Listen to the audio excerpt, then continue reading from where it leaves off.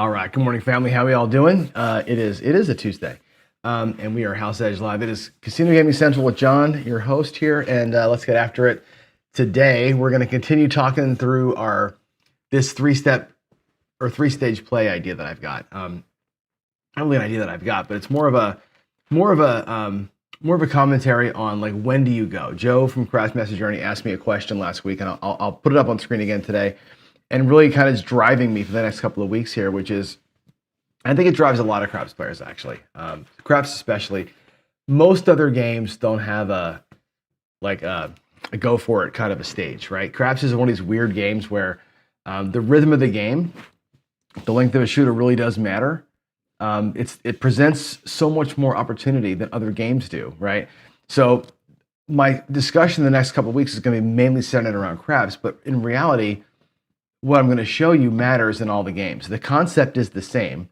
Craps just has a longer lifespan for your bets that'll make it different. So, with that said, let's hop on in and your daily reminder of why this kind of stuff matters. And here's Joe. Good morning, Joe.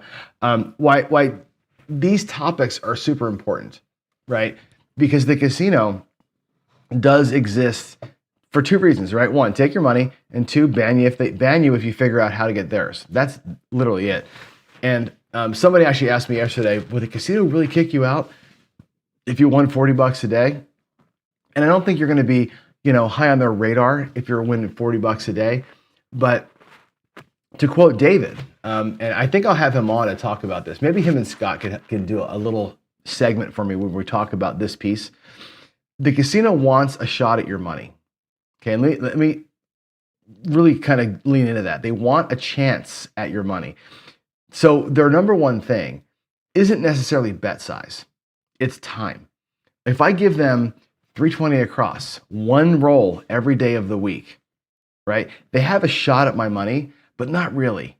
They have one crack at it, and I have an 80% chance of winning that bet, right? That's not good for them. I have an 80% chance of getting one hit and walking away. If I went 44 inside or 22 inside on a $5 table and just was hoping for the long run every single time, and that's all I ever did, they have a shot at my money. I'm bringing 10 bullets, they're taking 10 shots at my money. That's what they want. And if you deny them of that, they'll deny you service. That's just kind of what it comes down to. Now, $40 a day doesn't matter. But if you 10x or 100x that, it does matter. They won't let you count cards, even though it's legal. Like somehow they made it against the rules to use your brain, right? Think about that. But that's card counting. You can't do it. They will trespass you if you count cards. You'll at the very least take you off the game. Sports bettors get bet limited all the time because they figured out ways to either gain an edge, a real edge, mathematical edge, or they're just winning so often that it's not conducive for the casino to service that guy's bets. That's what happens, right? So we, as gamblers, have to figure out ways that we can get past that we can win and keep winning, right? And stay in the game on our terms, right? And our terms, to me, are the bridge, right? We have our bankroll, we have our risk, how we view risk. We are smart, hopefully. We have knowledge about our games. We have discipline. We set goals. And all of that. And it keeps us grounded, right? The goal here for me is to keep us grounded. What I'm not saying, not going to back you off, right? What I mean is they don't want your action, right? They don't want you in there ripping $100 a day. They're not going to back you off for that. I doubt they would ever back you off for that. But my point is, if you're a regular winner, not good for them. And they'll find a way to get you out of there, right? Whether it's shitty comps, whether it's low limit tables, whatever it's going to be, they're going to make it harder for you to get that job done. That's just what that's their MO. Anyway, let's look at this thing that Joe had asked me. And in reality, this question I think is an interesting one. And he wants to know, like, when do we go? Right? He's like, here's a show idea. When do you pull the trigger is the question. Some people would say you always have your gun on the trigger, right? When do you go? When you're playing the horseman, for example, one of my favorite strategies, right? And you're watching the rolls pile up with the same shooter and you're not winning, right? You've pulled your bets down. when do you decide to go back in? And I think to take advantage of a long roll, I think, and we'll talk about this more today, a lot of that's driven by bankroll, right? A lot of it's a bankroll decision.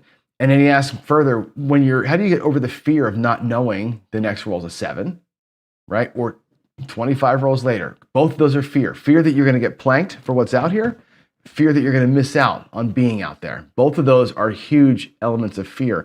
And if you drive yourself by fear, you're going to be in a hard place, right? So he wants me to do a show on that. I'm going to do 3 weeks on this because I think this topic is so important that we need to spend a lot of time on it. And in fact, what we're doing is we're going to jump into this idea called the 3-step plan. And I've done this topic before, and I think, to me, whether you're a home run hitter or whether you're a singles player, right? However you want to view your game, it's still the same 3 steps. And I talked about those 3 steps yesterday. Today I'm going to jump in and we're going to look a little bit more at step 1. And today we're going to go with a fact or fiction. I'm just going to give you kind of, what I think are sides of the argument here. Okay.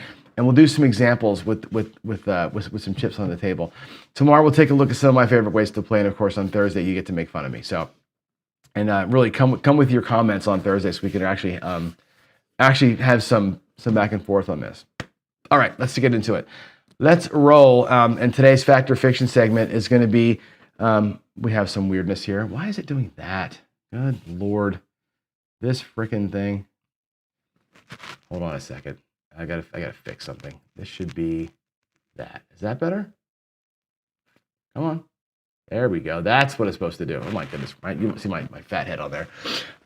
Yeah, the fact or fiction segment today, I really want to talk about a couple of ways to hit phase 1. And if we remember from yesterday, the 3 phases of play, right? The get them on, the get them over, the get them in, right? It's do something early that gets you back your money. Is the get them on phase. Get your money back. Get them over means get a little bit of profit. I don't care what the profit is. Maybe it's your actual goal is that second piece of it, right? Or maybe it's part way towards your goal. Maybe it's part of a rebuild. And the third thing is to get him in. Again, I use a baseball analogy. A walk, stolen base, single, right? Or a double, steal third base, sac fly. These are the ways that we get our guys in baseball. And on the table, it works the same way. But the thing is this, if you don't get them on, right? If the first 2 guys on my baseball team strike out, there is no get them on, get them over, get them in because you have no outs to play with. I think in gambling, it's very similar. You have the same idea. If you don't get your money back, you can't go forward. You got to get your money back and give yourself kind of the room, the bullets to play with, right? So that's kind of to me, that's the first part of it. Get them on first. And I think that we can get them on, get our money back in a number of ways. And again, I really don't care which way you choose, right? There's obviously many ways to do it. There's a billion, all the strategies out there, by the way, are just different ways to get your money back. So you watch Jeremy, you watch the Casino Quest guys, you watch Mark the Point, whoever you want to watch. They're all ways to get money back. We'll talk later about how to get your guys home and how to make more money, but let's talk about getting your money back. And I think every strategy or every way of playing, every way of approaching a table falls into these categories somehow, okay? Either you're a regression bettor, which means you start above table minimum and you bring your bets down after a hit or 2 or after a win or 2, okay? The second kind of player is a builder. They start very small. They'll start all the way at table minimum and they'll grow their bets up. They never regress. They just start super small with a little bullet and they'll go boom, boom, boom, boom, boom, take a hit that recovers the money and then keep on going. So they're going to take a pause at some point during gameplay, pull back their money, and then they get to go. That's a longer run. It's more risky. And I'll show you why that is in a minute. There's the grinders, right? The horseman is a great example. The don't pass, the pass line parlay, those are grinder, even the 31. Those are grinder kind of strategies where you're going to eke out a unit here and there, a unit here and there. And when you have enough units to play, maybe you can run. And then, of course, you have your ladder guys, right? Dr. S is one of the ladder guys. Waylon, famous ladder guy. Ken, famous ladder guy. Where you start and you're going to kind of grind through a session using a ladder as the way. that you get your money back, get a little bit in profit, and give yourself the time to win.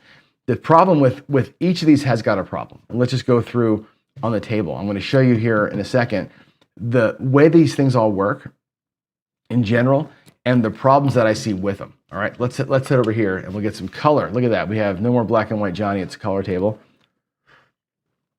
And we'll look first at the growers. Okay, we'll start at the easiest level first. Okay, and let's just again, I want you to put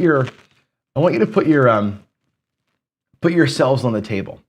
Okay, and think about when I'm doing this. I'm not advocating for one or the other. I want to show you all the different ways that I can think of here, and put yourself here and say, would I do that or not? And does that speak to me or not? So for the grower strategy, I'm going to go 64 across, okay? And what we're going to do here is just build the bets. I'm actually light a red chip. We're going to build up our bets as we go, okay? Now this is a strategy I put out a long time ago. I think I called it, what, tier pressure or something like that. Originally, I think the Casino Quest guys called the same strategy. They call it the GM spin. And what this is, it's in a cross bet, so you've got them all covered, okay? It's not a one-hit strategy. But again, the goal is to get your money back. So what we do here is on any roll, and I'm not going to roll the dice today. Tomorrow we'll do the pressure cooker. I'm just going to pretend we have a good session here, okay? Let's count the rolls and let's see where we are. Let's say that we have an inside number, okay? And that's going to pay 14 bucks, okay? $14. What you're going to do is press the number that hit all the way.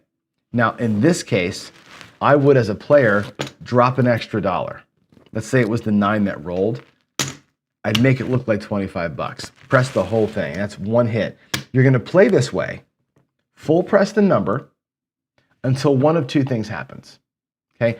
Either the pressed up number hits a second time, or you get 3 such hits and be done.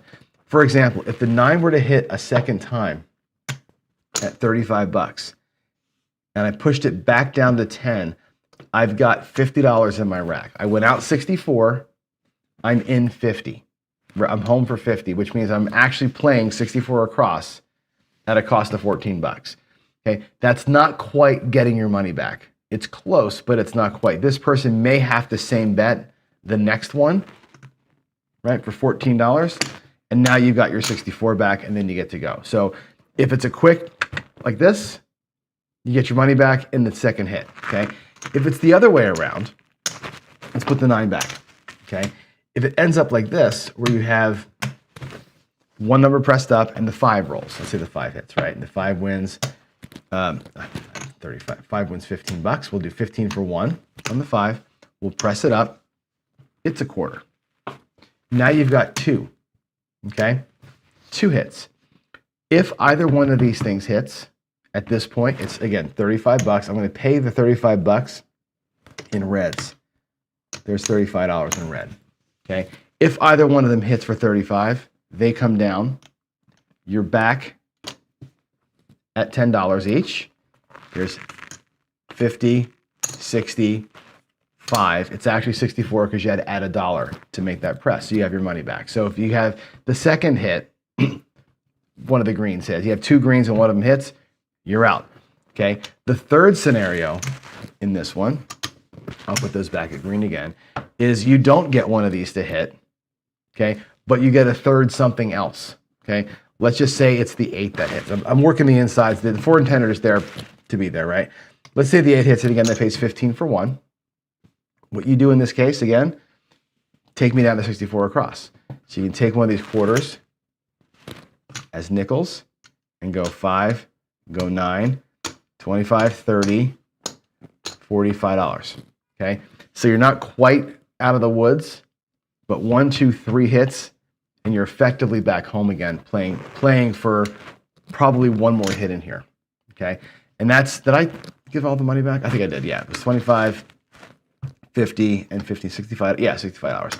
And that's it, right? That's a builder way. You low risk. You're at table minimum with your bets. That's way number one. Some people, and the thing is, once you do this and you regress down, you're kind of starting over again. but you have your money back, and that's okay. Right, that's a builder system. That's start low, go up, and then come down.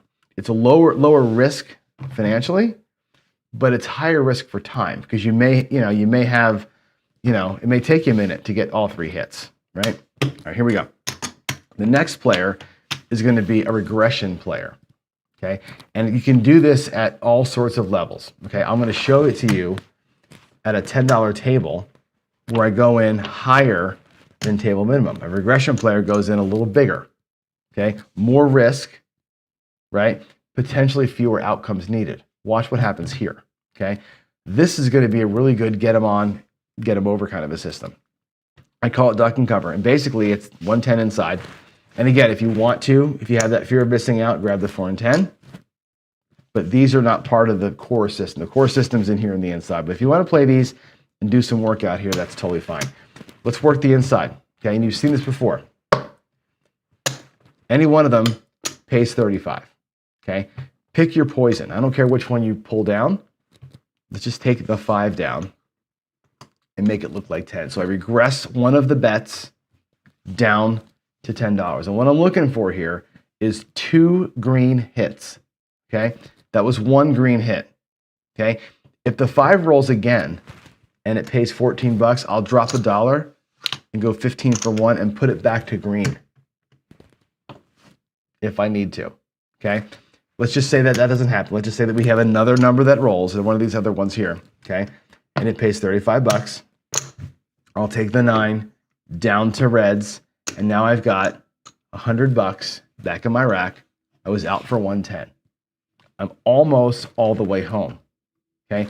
I also still have these 2 bets that are still at the green level, so I have a choice to make, okay? This is a bankroll decision. We'll get to this when do you go, why do you go kind of a thing, but if I'm here, I've got most of my money back.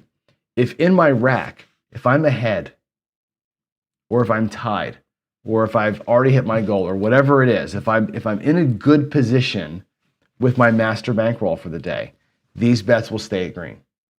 If I'm behind, if I'm chasing a previous loss, right? I whatever, got PSO'd on it, and I need, and I'm working from behind and backwards in my rack, these bets come down.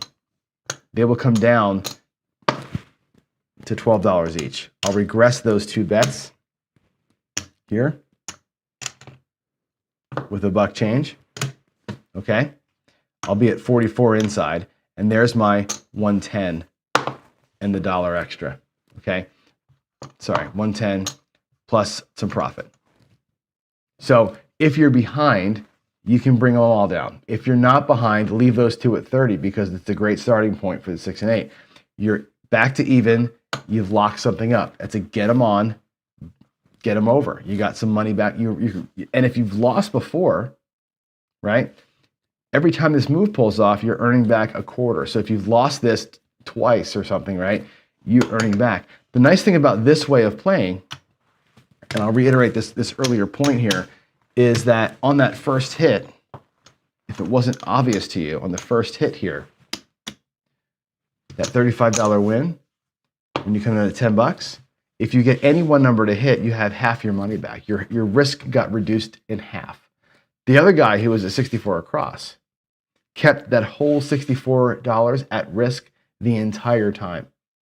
Here, in the first hit, you take away half the risk. In the second hit, you take 0 risk, right? But here, if you get 7'd out here, you're okay, right? You're not great, but you're not getting destroyed. The other guy is waiting for all 3 hits to happen before he gets his money back. This way here, you regress down and you're good. Regressions can happen anywhere, okay? I always show that example on a craps table, but imagine you're a player, and we can look at both examples actually on a game like blackjack. And I'll just put the money here in the come, or on the field, I guess, right? It's a 1-to-1 bet like blackjack would be. Let's say you got 10 bucks out there. That's your starting bet. You want to be a grower, okay? You get paid, right? You can either partially press or full press the first hit, okay? When you do this, and you happen to win 20 bucks on the second hand in a row, the second banker in a row in baccarat, the second black in a row in roulette, doesn't matter. And you go back down to your original bet, okay? You've got your original bet and you've got 2 units in profit. which is fantastic. What does that mean to me? That means my new base bet is $15, and I still have my original bet back in the rack, right? I've got 15 in profit and 15 on the felt, okay? When you do a one-leg parlay like that, it's the same as the builder guy. You got to push money out there to get money back. If you wanted to be more conservative about it, and you had 2 units out there and you won 2, you press by 1, pull 1 back. The second in a row that pays 3, and you go back to your base, there's your original, there's 15 in profit. You can still leverage up and lock away. You still have that opportunity. So there's building, and if you want to be a regressor, go out there at 4 units or even 3 units. Doesn't matter how high you want to go. If we go at 4, which is kind of what I was doing here, right? Actually out here, the real move was a green chip. It was 5-2. You get paid $25, make it look like 10, you got your original bet back and 3 units in profit. More risk, but only needing 1 hit. 1 win gets me to 10 on the game, 15 in my pocket, right? In 1 hit. If you're building, you got to add to a small bet, get a second one in a row, and then come back down. So there's a time on device for the first way. This regression way is much more of a 1 hit, I'm back, I have profit, and I'm playing. That's the magic of regression. The downside of regression is that your initial bet is more than minimum. It's going to be usually more than double minimum of the table. So there's more risk here, but for a much shorter time. That's the builder. That's the regressor. Now you can do a ladder as well. And again, and notice that both of those systems gave you money to play with. They gave you money back. You're playing for free, or your initial investment back. You got some profit locked up, and you're still playing. The ladder systems are a little different than that. They're not going to necessarily give you this quick resolution to where you're able to play. Okay, these guys have a problem. If they lose, they're losing a lot of money every time they go. The ladder systems account for that. Again, I'll put this in the field. And let's say that we have $25 in the field and we lose the 25. And you ladder it up, doubling that bet to 50, and you lose that one. Now you go out at 1 more unit. You go out at 3 units. And God forbid we lose that third one. You go out at 4 units, and you're going to ladder yourself up. And again, this is accounting for loss, pre-accounting for loss. If you win at this level, I'm going to take the wins out of our losses first, right? You're going to win 4. Okay? You're still not out of the woods. You're still down a net 2, but you regress your bet by 1. If you happen to win the second time in a row, you're going to win 3. You'll win 2 kind of from your losses, and 1 more from the house, and you come down. Now look where we are. There's our first bet, there's our second bet, there's our third bet, there's our 4th bet. That's all the money that came out of our rack. 1, 2, 3, 4 units, right? All those together, and you're up. You're up a unit. This is all the ones that you had lost to start with. That's recovered with the other bet that you had to put out there, and you're up 1. This unit can represent a restart. Let's do it again. Rinse and repeat, right? It's a laddering system that leaves you with this. Okay? If you do this 2 or 3 times and you end up with, 2 or 3 of those, that becomes ammunition to do something up in here. That becomes a chance at 3 chances at a right side non-laddered, you can have 3 cracks at a parlay, right? When you do this kind of work and you earn this kind of money, you can jump out of the ladder, and we'll talk about this next week more in the get 'em home phase, right? You can jump out of the ladder. You got 3 bullets here. You have 3 chances to get a 4-leg parlay, which will win 15 units, right? That's the mindset, right? So if you're going to ladder, that's great. It'll mitigate loss. It'll get you to a point where you've got some bullets. What do you do with the bullets is the question that Joe asked. We'll talk about what to do with these $75 later, but that's a laddering way to get there. You can withstand a couple of hits, a couple of losses, and work your way back, and then have bullets to play with. These bullets are small, right? When I did this in here, the bullets were small. When I did the builder, the bullet was small. You're not looking to make a fortune in this first phase. The first phase is get my money back, give me something to play with, or give me something to go home with. Either way, you can play with this or go home with this. That's the idea, okay? And then, of course, you have your grinders, your grinder strategies, right? And I talk about the horseman all the time. The horseman, if you don't know what it is, the 2-unit don't pass bet, and that's 3 come bets, right? If we catch an early 7 here, they all win. You win in the come, you win in the don't. You've got 3 units to play with. I have my money back, right? Because those were winning bets. My money comes back, and I've got 3 units to play with. I can switch out of that strategy now. I don't have to keep doing that. I've got my money back. I've got maybe I'm going to lock up $50 in profit, and I've got still a quarter that I can go $12 6 and 8 with, or I got to take a shot at a right side parlay, right? Rinse and repeat. If we have the don't pass at 2 units, and the first comeback goes to a number, okay, that number may hit before the don't pass does. Right? Let's say we have a point of 5, right? This number may hit, right? They both come down. Well, guess what? There's my money back on that come bet, right? I can look at those two as saying, well, that paid for the don't pass. The don't pass is now a clear bet, right? I can choose to take this $12 6 and 8, bring it home, next come bet. I can take those two and lay them out here as odds if I want to. I have lots of choices of things I can do once a hit comes in. These things give you opportunity, but this is a grinder. This is going to make you typically 1 unit at a time, because you're going to have a come bet that goes up, a come bet that goes up, a come bet that goes up, and you have 3 come bets sitting up there. Maybe one of them hits and comes down, right? Maybe they 7 out and you're here, and guess what? You've got 2 units, 1, 2, 3 come bets, and 1 on the floor in profit. Grinder. It's a lot of work to get 1 unit in profit. But you do that 2 or 3 times, like I showed you with the ladder, 2 or 3 times. Now you've got potentially 3 units to play with. Take 3 parlay shots, switch to an inside play, whatever. The idea here is to set yourself up for success. And again, these all work wherever. You can do this, if you want to play 2 dozens, I'll put them here and here. 2 dozens on a roulette table. There's no way to simulate this, but two dozens on a roulette wheel where you lose 1 and win 2, replace your bet, it's a unit in profit, right? That dozen wins 2, you lose 1, you're back, 2 units in profit. You can grind the shit out of this thing all day long. You want to ladder those up, ladder them up.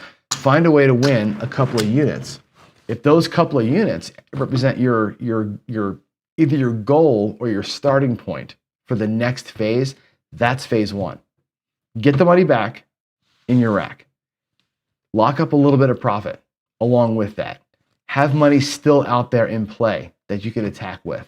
It's about building for the attack. If I go back to baseball again, it's literally a double, a stolen base, a sac fly, or a single. If I have a double stolen base and a guy's on first, I got 1 out and a guy on first base, I don't have any problem bunting that guy over to second base or having him try and steal.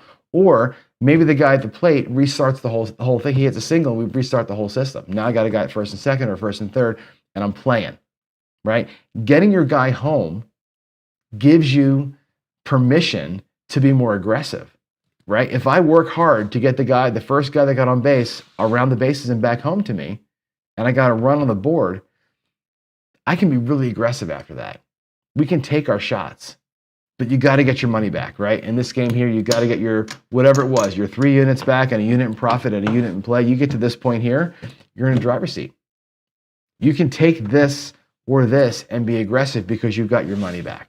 That's what 3-phase play is all about. And I think if you approach the game with that kind of intelligence and that kind of a plan, you can attack a long roll, or you can get the hell out of there with a little bit of profit. You can use this to rebuild yourself. And that's literally the way that I rock a craps table. Whatever system I play up here does not matter. If I go horseman or the inside or whatever, it doesn't matter. My mindset is always give me back my money with a little bit of profit, and then I can make a better decision. Be it go home, be it keep playing. And that's, again, phase 2, phase 3. All right, let me get back to y'all here. Let me see if I go to this. All right, here we go. So anyway, that's it. That's your 3 examples, or your 4 examples: the regression, the builder, the grinder, and the ladder. Those are really the only 4 ways you can play, if you think about it, right? There's no other way to attack any kind of a game. Start small and build up. Start high, come down. Grind your way through something, or have some kind of a ladder. Those are the ways to play every game. It's about bet sizing. It's about bankroll. It's about deciding when to go and how much to go with. And I will give you some more talk about this next week with the where to go, how to go. And we'll talk about pressing patterns. We'll talk about what drives you. I really want to get into this notion next week of bankroll. I really want to dive into bankroll and letting your bankroll decide where you're going next. Is your bankroll decide, are your next bets bigger and the same plan? Are you switching plans? Are you hitting the gas, or are you going to look for a second regression? There's all sorts of ways to attack once you've got this kind of power position. For me, and I'm perfectly honest with you, the first thing I showed you, when I got my money back and I got $100 out there, or whatever the number's out on the table, I look at all that as profit. And that to me is an opportunity to go home. I don't have this insane need to always hit a home run. I'm fine taking that smaller profit and getting on out of here. So, all right, let's see what we have. I think I'm going to run over to some Q&A here. It's 8 o'clock. I do have to kind of run. But I want to recap here quick. So remember, set up to lock up. That's the key. Set yourself up so you can lock something up. First you profit, then you go. And we'll talk about the then you go stuff again running into next week. So let me quick check the comments here. I don't see a whole lot of questions today. Maybe it's kind of a light crowd. I don't know, but Dan, great question. Does anybody change the way they play based on something you've seen on YouTube? That's a great question. I certainly have. There's things that I've watched that I go, oh, that's actually kind of cool. Like that's a neat way of doing it. The double tap, frankly, I did something similar to that for years, but that exact way of playing, the double tap, and especially the way that the Hawaiians do it with the 5 and 9, the G Money special, totally got that off of YouTube, and I've incorporated it in my play. I think it's a great question, and I don't see other people. Okay, Alan Stewart says he has. The one fit, fully hedged, looked awesome, worked on Crapsy, murders you at the table. And that's, welcome, right? That happens way too often, unfortunately. Yeah, cool. All right, I'm out of here. I'm gonna go to work here. I got a meeting with the app development team. So let me run, and I'll give you your daily couple of reminders here, right? So play your game however you want to play it, but play it with focus, right? Follow the plan, whatever the plan is. Observe the conditions. It's not just means following trends. It means look at your rack. Look at the condition of your money. Look at the condition of your bets. Make decisions based on that. Control your emotions. Talked to a guy yesterday, actually, who was a kind of a bigger bankroll player, but he didn't like making big bets. He's like, I have the money. I can't get over this hump of like, I don't want to have $1,000 out there after pressing a bunch. That's real money, and I don't want to lose that real money. And that mindset it's a blocker, but it's also revelation, right? He pulls that down to 160 across. He's putting $800 in his pocket. And he's like, yeah, I need to do that. He's like, I have the money to get myself there, but I don't want to take that next. That's fine, right? His emotions, his risk profile, even though he has money, will not let him make that next huge bet. Totally fine. You can see that as a problem, or you can see that as, this is why I have a lot of money. People who have that mindset, he'll tell you, I got a bunch of money in the bank because of the way that I have invested and lived my life. That translates here too. All right. Understand your games, stay disciplined, and above all, keep it simple. I want you to remember this. The idiots admire complexity. Geniuses admire simplicity. Everything I showed you today is simple. The ways that and those are like kind of the 4 ways that those are my ways of playing. That's what I do. They're simple. They're unscrew-upable strategies. They're easy ways to get in and get out, and then decide to play. Keep it simple. Your brain will thank you later. Your emotions will thank you later. All right. In the meantime, love y'all, and I'll see you tomorrow. We'll do a little bit of a live rollout tomorrow. God bless. Have a good one. Bye.